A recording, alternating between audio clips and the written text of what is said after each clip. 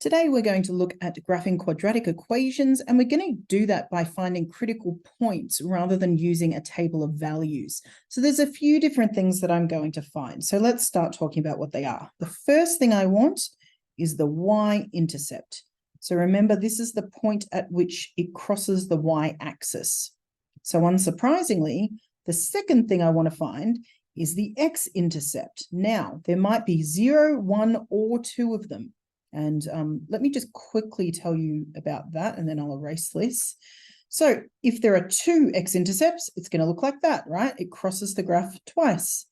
There might be 1 x-intercept because the graph might look like this. It might come down and touch the x-axis and then go straight back up again. Or if the graph looks like this and it's up in the air, there would be no x-intercepts because it doesn't go down far enough. Or if they're upside down, it might look like that. Okay, I'm just going to erase that because it's in the way. But for most of the graphs we do, there will be 2 x-intercepts, but it is possible there will only be 1 or there might be none. Oh, I've accidentally erased extra things, haven't I? There's an x belonging up there. Okay. All right, so the third thing I'm going to find is the turning point. Now, this is exactly what it sounds like. The turning point is the point in the graph which it turns. So when it looks like this, it's going to be this point right in the center where it turns back around. All right. Okay, and the fourth thing I'm going to find is the axis of symmetry. Now, this one's really easy because it's the same thing as the turning point, and I'll tell you about that in a second. It's always just the x coordinate of the turning point. So let's look at these. Now, one of the things you need to remember is about how to find intercepts. So to find any intercept, you make the other letter equal 0. So in this case, we're going to make x equal 0. And in this case, we're going to make y equal 0. So let's do that first. All right. So the first thing we're going to do is the y-intercept. So 0 squared minus 5 times 0 minus 6 is -6. So that's our y-intercept. The x's disappear. It's always just the number by itself. Now, for this one, I have multiple options. For the x-intercept, I have to make y equal 0.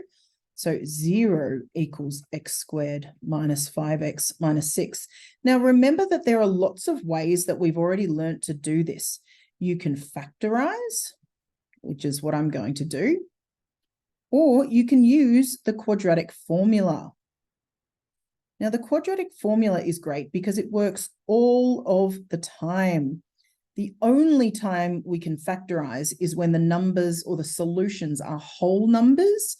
So if they're fractions or decimals, then this bit doesn't work, but this always works. I'll show you why it works. I might need to erase it because I'm going to run out of room. We'll do both ways. So when I factorize, I'm looking for 2 numbers that add to the middle and multiply to the last. I'm going to give you a second to think about it.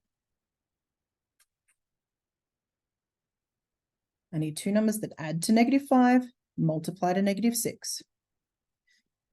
Now, if they multiply to a negative number, it means I have 1 of each sign. So if they multiply to 6, my options are limited. It's either 2 and 3 or 6 and 1. I think it's going to be 6 and 1. So it's going to be -6 plus 1. That's going to equal -5, and it's going to multiply to -6.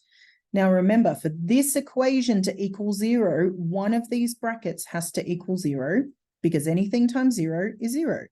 So in this case, it's going to have to be -1 because -1 plus 1 is 0. And in this case, it's +6 because 6 minus 6 is 0. Now, I'm going to show you that this works using the quadratic formula as well. So remember the quadratic formula. X equals -b plus or minus the square root of b squared minus 4ac all over 2a. I probably should have done that up here. I'm going to run out of room. Let's go up here. So remember the format for any quadratic equation is y equals ax squared plus bx plus c. Let's get rid of that. So the number in front of x squared is a, the number in front of x is b, the number by itself is c. So what I need to do is look back to my original equation. A is 1, B is -5, C is -6. So negative B, but B is already negative, right? So it makes it positive again. So -5, +5, plus or minus the square root of -5 squared minus 4 times A times C all over 2A. So let's start working this out. You can type this into a calculator. I'm just going to do it by hand because I can.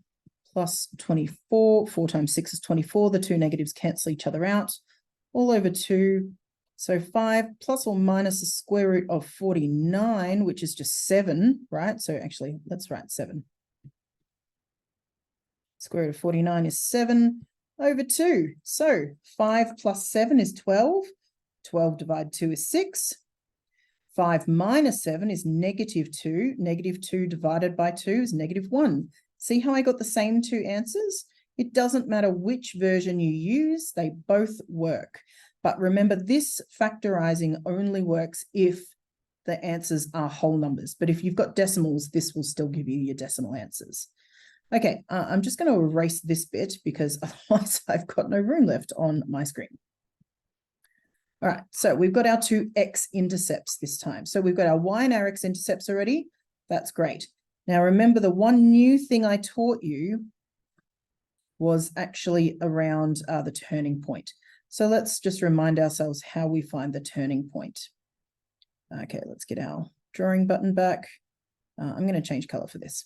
All right, so for the third thing, the turning point, remember x equals -b over 2a. And it's the same as before. Remember, I said that y equals ax squared plus bx plus c. That's always true. So is -b, and we said b is -5.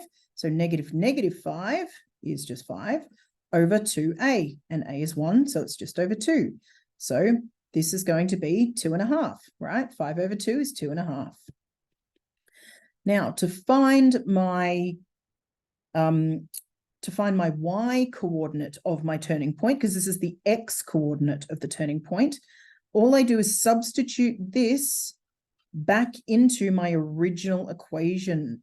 So y equals 5 over 2 squared minus 5 times, 5 over 2 minus 6. So I'm going to quickly type that into a calculator. I should have done that before, shouldn't I? So 5 over 2 squared minus 5 times 5 over 2. Oops, my battery is almost dead on my calculator. That's not great. Minus 6. Okay, gives me -12 1/4. So the turning point is 5 over 2. Well, actually, let's write it so it's a little easier to understand, shall we? So this is 2.5 and -12 1/4. That is my turning point. And my axis of symmetry is just this, right? It's just the x coordinate. So let's draw it. Okay, let's draw it. I'm going to use a straight line tool because you know what I'm like.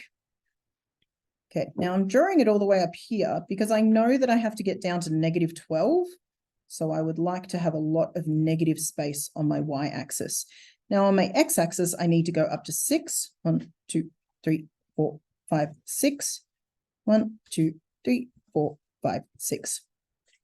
All right, so 1, 2, all right, I need to get down to -13. 1, 2, 3, 4, 5, 6, 7, 8, 9, 10, 11, 12, 13. Well, only just had enough room for that, didn't I? All right, let's pick another color. So what I'm going to do is I'm going to mark these 4 things. So the y-intercept we said was -6. 1, 2, 3, 4, 5, 6. Let's put a big dot there. My y-intercept, sorry, my x-intercepts are -1 and +6. And my turning point is 2.5, so here. And then I go all the way down to 12 1/4. Or -12 1/4. So then all I have to do is draw my nice, obviously brilliant curve that I'm going to draw because I'm so great at that. And that is my graph. Now, don't forget that you need to have your axis of symmetry. So it's a dotted line that goes through the middle of your graph. So my axis of symmetry is x equals 2.5, right? That's where my line is. So that is how you graph a quadratic equation using the algebraic method. So these are the 4 things you must mark on your graph. I've got those 4 dots, and then I also have my axis of symmetry down the middle, right? Usually you have 2 x-intercepts, but not always. All right, feel free to watch this again or pause it and redo things. Do let me know if you've got more questions. Good luck.